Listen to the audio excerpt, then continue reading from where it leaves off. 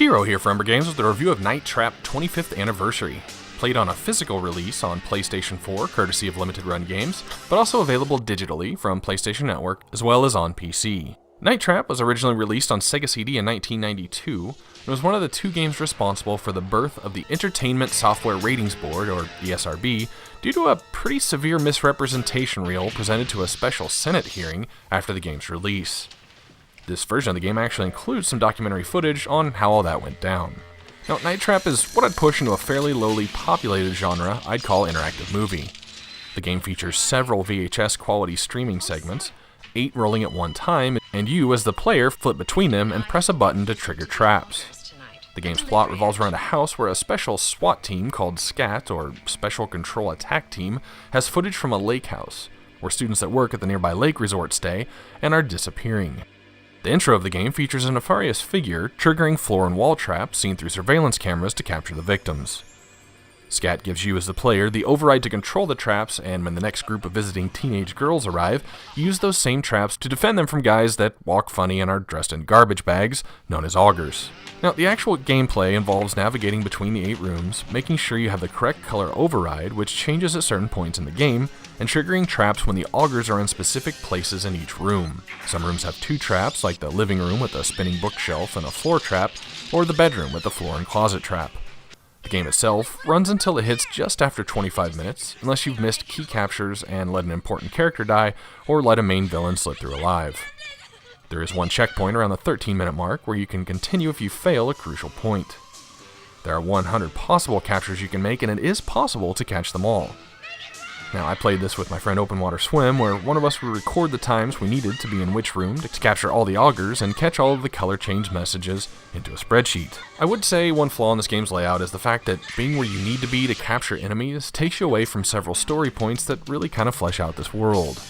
Now, granted, this is a laughable B horror movie style acting, from the sing-along scene to augurs high-fiving in the upstairs hallway. The screams, the special effects, the green-eyed effect identifying characters as vampires, it's all pretty terrible. There is a theater mode in this 25th anniversary edition that lets you go into any room and watch all the clips that were filmed there. The catch is, they seem to be attached to the PlayStation Network trophies, so if you want to see them all, you have your work cut out for you. Now, I remember seeing Double Switch on Sega CD back in the day, which functioned along similar mechanics, but my memory didn't quite retain how pixely everything actually looked. This remaster is definitely still VHS quality, but after finishing the game you can open a behind-the-scenes documentary and view what the game looked like back then, and this is a huge upgrade. Developer, publisher, Screaming Villains also made each room icon play in live action, so you can better see when something is happening in a room. The timeline to coordinate all 8 streaming rooms, with the characters moving between them and plot points being revealed, it's pretty evident that it took a lot of work. It would be interesting in this day and age to see the format applied to a real movie that was worth something, but the cost to make it versus the populace interested in it would be a bit too big of a divide. Now, we'll say load times are slightly ridiculous if you try and restart, and a few times when restarting, we'd get stuck in a black screen and have to kill the game entirely. There's an original prototype for Night Trap that was never released called Scene of the Crime you can access by getting 100% captures. We tried to go through that game, and about halfway through the audio cut out on us completely. Now, Screaming Villains used the Unity engine to make this remaster, so there's a good chance we can blame it on that, possibly just loading 8 video clips simultaneously, but really both of those issues were minor inconveniences. So obviously this quote-unquote game isn't going to be for everyone. It is more of a cult classic for sure, and there's probably a reason there aren't a whole lot of similar games, or many at all, being made like this at all today. The game feels like a digital whack-a-mole.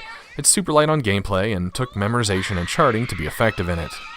The reaction times and ability to switch between rooms is pretty solid and reliable, and it's good for a few laughs because the acting, dialogue, and story are all pretty terrible in that so bad it's good kind of way. Rated as an interactive movie, Night Trap 25th Anniversary Edition hits a 42 out of 100 on a true 1 to 100 scale.